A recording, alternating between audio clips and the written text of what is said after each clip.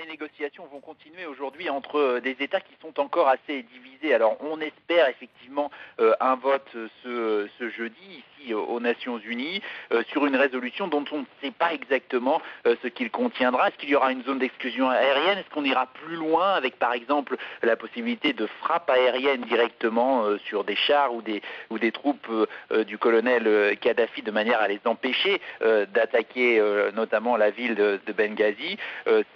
C'est les choses qui vont se négocier. On va recommencer à négocier entre tous ces États. Il faut 9 votes pour que la résolution soit adoptée. Et il faut évidemment qu'aucun des 5 États membres permanents n'oppose son veto. Or, on sait que la Chine et la Russie, notamment, sont toujours très réticents, même si l'Assemblée côté russe montrait des signes que peut-être les Russes pouvaient accepter une résolution qui contiendrait au moins certaines de ces mesures en faveur d'une intervention étrangère en Libye.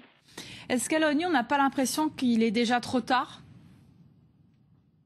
C'est le risque. Hein. On a entendu hier aux Nations Unies l'appel très poignant de l'ambassadeur libyen. Vous savez que l'ambassadeur libyen aux Nations Unies est maintenant du côté des rebelles. Et il a dit, ce mercredi, il faut que la résolution soit adoptée de toute urgence. Il faut qu'elle soit adoptée dans les 10 heures pour éviter un bain de sang.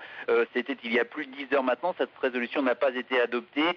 On espère qu'elle sera adoptée ce jeudi. Mais c'est évident que le sentiment d'urgence est maintenant partagé par tous, par tous les diplomates ici à New York, et que on l'a vu notamment dans l'évolution des États-Unis qui étaient très réticents et qui maintenant semblent au contraire plutôt en pointe en voyant le risque d'un bain de sang notamment à Benghazi. Les États-Unis qui, après avoir été réticents sur la zone d'exclusion aérienne, sont maintenant non seulement en faveur de cette zone d'exclusion aérienne, mais pousseraient pour d'autres mesures en laissant entendre que la zone d'exclusion aérienne est maintenant un peu dépassée tant l'avance sur le terrain des troupes du colonel Kadhafi est évidente.